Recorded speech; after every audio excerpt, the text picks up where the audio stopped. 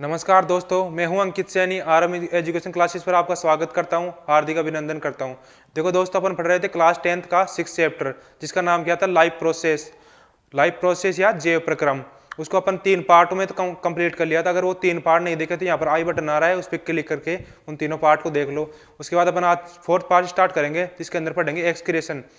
सबसे पहले पार्ट के अंदर पढ़ा था अपन ने न्यूट्रिशन, उसके दूसरे पार्ट में पढ़ा अपन ने रेस्पिरेशन, तीसरे पार्ट में पढ़ा अपन ने, सबसे पहले पढ़ा न्यूट्रिशन, उसके बाद पढ़ा रेस्पिरेशन, उसके बाद पढ़ा ट्रांसपोर्ट। अब पढ़ेंगे कौन सा, एक्सक्रीशन या उत्सर्जन। अब उत्सर्जन क्या होता है उसके बारे में पढ़ेंगे आज। हमारे शरीर की कोशिकाएं हैं वो निरंतर कार्य करती रहती हैं। अब कार्य करने के बाद क्या होता है कि अपशिष्ट पदार्थ का निर्माण तो होगा। अपशिष्ट पदार्थ का निर्माण होगा तो उसको हमारे शरीर के लिए अपशिष्ट पदार्थ शरीर से बाहर निकालना होता है, अत्यावश्यक अपशिष्ट पदार्थ को उसको बाहर निकालेंगे। तो उसको बाहर निकालना या बाहर त्यागना, वही क्या है, उत्सर्जन है। उत्सर्जन को पढ़ते हैं अपन। उत्सर्जन क्या है, शरीर की कोशिकाएं विभिन्न प्रकार कार्य करती है। मैंने बताया था शरीर कोशिकाएं हमारा जो विभिन्न प्रकार कार्य करती रहती हैं। कोशिकाएं कार्य के फलस्वरूप कई अपशिष्ट पदार्थों का निर्माण होता है, पदार्थों का उत्पादन होता है या निर्माण होता है। इसी प्रकार उत्पन्न CO2 गैस या नाइट्रोजन युक्त पदार्थ से शरीर से निरंतर बाहर निकालना अति आवश्यक है। कार्बन डाइऑक्साइड भी हमारे शरीर के लिए हानिकारक है और नाइट्रोजन युक्त पदार्थ भी हमारे लिए क्या है, हानिकारक है या जहरीले हैं। इनको निकालना क्या है, अति आवश्यक है। इनका उत्सर्जन करना क्या है, हमारे लिए अति आवश्यक है। अर्थात हानिकारक उपापचयी पदार्थों का शरीर से बाहर निकालना ही क्या कहलाता है, जो हानिकारक है। कोई हानिकारक कौन होगा, जब अपशिष्ट पदार्थ को क्या होगा, हानिकारक होगा। हानिकारक उपापचयी पदार्थों को शरीर से बाहर निकालना क्या कहलाता है, उत्सर्जन कहलाता है या एक्सक्रीशन कहलाता है।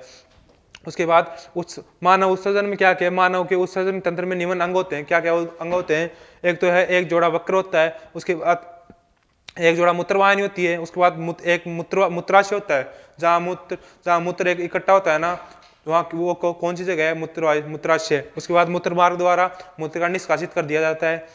तो मूत्र का फॉर्मेशन कहाँ होता है, वक्र के अंदर। फिर वहाँ वो मूत्रवाहिनी के द्वारा एक जोड़ा मूत्रवाहिनी होती है, इस प्रकार मूत्रवाहिनी होती है ऐसे।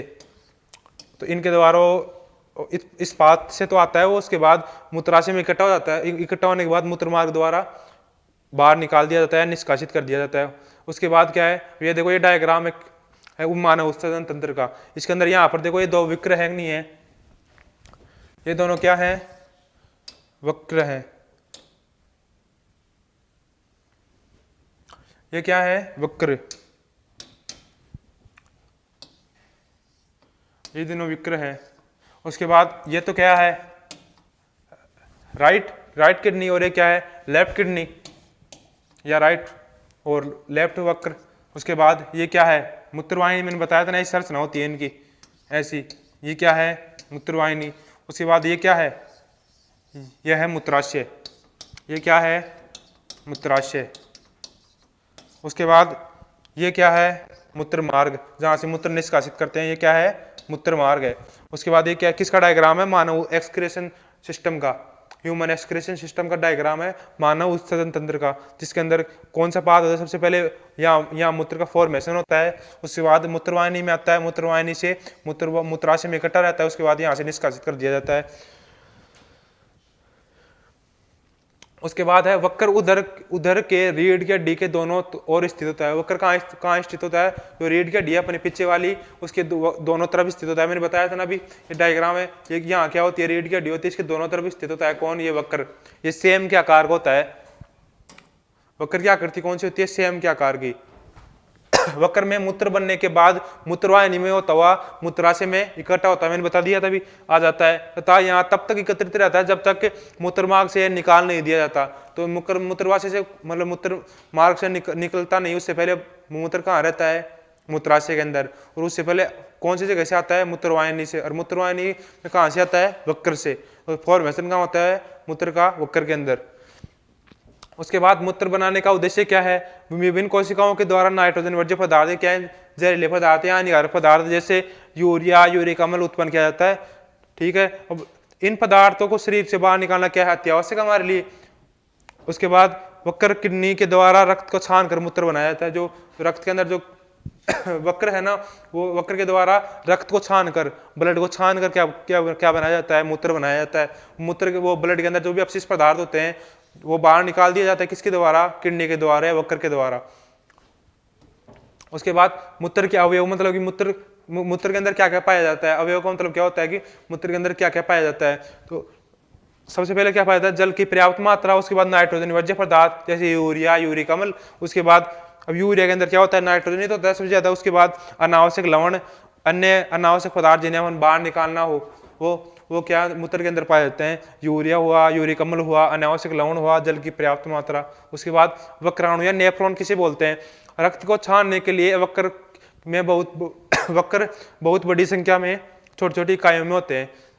वक्राणु बहुत बड़ी संख्या में छोटी छोटी इकाइयों में होते हैं, छोटी छोटी यूनिट के अंदर होते हैं। इस प्रकार के एक इकाई को क्या बोलते हैं, वक्राणु बोलते हैं। जो वक्राणु छोटी छोटी इकाई में जाता है ना, उसको क्या बोलते हैं, वक्राणु। उस वक्त छोटी छोटी इकाइयों में से एक को क्या बोलते हैं, वक्राणु बोलते हैं, वक्राणु कहते हैं।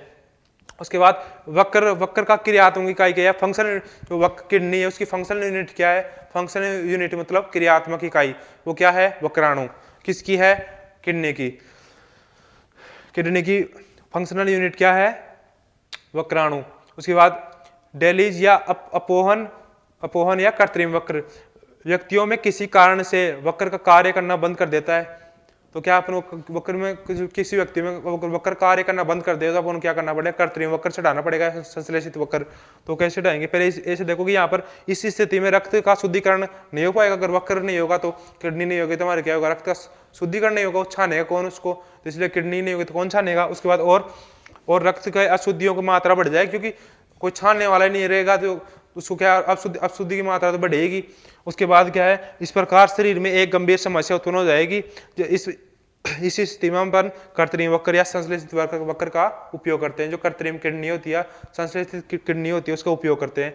उसके बाद कृत्रिम वक्र द्वारा रुधिर से अपशिष्ट पदार्थों को बाहर निकालने अपवहन कहलाता है। ये देखो कृत्रिम वक्र होता है ना, संश्लेषित वक्र, उससे अपशिष्ट पदार्थ को बाहर निकालना क्या कहलाता है, अपवहन। उसके बाद इस विधि में शरीर के रक्त को डायलाइजर से पास कराया जाता है। कि इस विधि में शरीर के रक्त को किससे पास करवाया जाता है, डायलाइजर से। उसके बाद क्या है, इस प्रकार रक्त का शुद्धिकरण शरीर के बाहर होता है। रक्त का शुद्धिकरण कहाँ होता है, शरीर के बाहर होता है। और फिर शुद्ध रक्त को शुद्ध रक्त क्या कराया जाता है, शरीर के अंदर प्रवेश कराया जाता है। उसके बाद क्या, अंगदान किसी ऐसे व्यक्ति का अंगदान किया। अब अंगदान करने के लिए क्या है कि सबसे पहले घर वालों की परमिशन तो लेनी पड़ेगी। किसी व्यक्ति को अंगदान करवाने से पहले जिस कोई अंग ठीक नहीं कार्य न कर रहा हो, दानदाताओं या अन्य उनके परिवार वालों से या घर वालों से पहले सहमति द्वारा अंगदान किया जाता है। बिना सहमति के अंगदान नहीं होता, पहले सहमति होती है उसके बाद अंगदान किया जाता है। अंगदान में किसी एक व्यक्ति के शरीर से शल्य चिकित्सा का मतलब सर्जरी द्वारा अंग को निकालकर एक व्यक्ति के शरीर में प्रत्यारोपित किया जाता है। जिस अंग की कमी है और जिसके पास वो अंग सही है, वो व्यक्ति अंगदान करे और दूसरे व्यक्ति को दे दे जिसके पास कमी है। तो उसके पास प्रत्यारोपित का मतलब उसको दे देना, प्रत्यारोपित किया जाता है किसके अंदर, अंगदान के अंदर। उसके बाद अंग कौन कौन से दान कर सकता है, वो फेफड़ा, आंत, अस्थि मज्जा, अग्नाशय, यकृत, दिल या हार्ट। उसके बाद वक्र या गुर्दे, जिसे अपन वक्र या गुर्दे या किडनी या कॉर्निया। ये कॉर्निया कहाँ पाया जाता है, आंख के अंदर पाया जाता है ये कॉर्निया। तो ये क्या है, मतलब ये अंगदान करते हैं तब ये है मेन अंग है जो ये दान किए जाते हैं। उसके बाद सामान्यतः अंग प्रत्यारोपित में निम्नलिखित अंगों को प्रत्यारोपण किया जाता है। मतलब ये निम्नलिखित अंग है जो मतलब कि दान किए जाते हैं।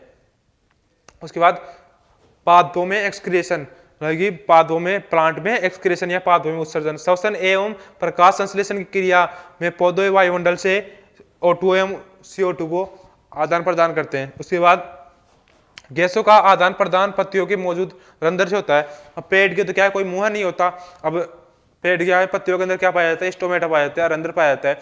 वहां से क्या होता है, जो गैसों का क्या होता है, आदान प्रदान होता है। उसके बाद वहां से मतलब पेड़ों की पत्तियों से गैसों क्या होता है, आदान प्रदान होता है। और वहां से क्या होता है, वाष्पोषण क्रिया कहाँ होती है, स्टोमेटा के अंदर होती है, रंध्र के अंदर ही होती है। उसके बाद क्या है, वाष्पोषण की प्रक्रिया द्वारा पौधों में अतिरिक्त जल को वाष्प के रूप में वायुमंडल में छोड़ते हैं। मैंने बता दिया कि रंध्र से क्या होता है, वाष्पोषण भी कहाँ से होता है, स्टोमेटा द्वारा ही होता है। उसके बाद है पौधों अपशिष्ट पदार्थों को पूरा पत्तियों में संचित कर देते हैं। जो पौधे अपशिष्ट पदार्थ क्या करते हैं, पूरे पत्तियों में संचित कर देते हैं। उसके बाद क्या होता है, इन पत्तियों में गिरने से उत्सर्जन का कार्य होता है। अब वो पत्तियों क्या जो पत्तियां हैं वो पत्तियों के अंदर क्या अपशिष्ट पदार्थ उसको पत्तियों के अंदर संचित कर देता है। उसके बाद क्या वो पत्तियां जब खराब हो गिर जाती हैं तो क्या हो जाता है, वो अपशिष्ट पदार्थ क्या हो जाता है, उत्सर्जन हो जाता है। उसके बाद क्या है, कुछ पदार्थ अपशिष्ट पदार्थों को रेजिन या गोंद के रूप में, कई पेड़ों की गोंद या रेजिन बाहर निकलता रहता है, उसके रूप में अपशिष्ट पदार्थों को बाहर निकाल देते हैं। उसके बाद पौधे अपशिष्ट पदार्थों को अपने आसपास की मृदा में उत्सर्जित कर देते हैं। जो पौधे हैं जो पौधे हैं ना वो जड़ों से मतलब जो कोई भी अपशिष्ट पदार्थ है उसको उत्सर्जित कर देते हैं किसके अंदर, मृदा के अंदर। तो ये चैप्टर क्या है कि अब यहाँ तक कंप्लीट होता है। जो 10th क्लास का 6th चैप्टर था जैव प्रक्रम, वो यहाँ तक आज कंप्लीट हो गया है। तो हमारे ये पार्ट आपको समझ में आया हो तो हमारे चैनल को सब्सक्राइब करें, बेल आइकन को प्रेस करें ताकि हमारे नए वीडियो आप तक पहुँच सके। तो आज के लिए इतना ही दोस्तों, धन्यवाद दोस्तों, जय हिंद।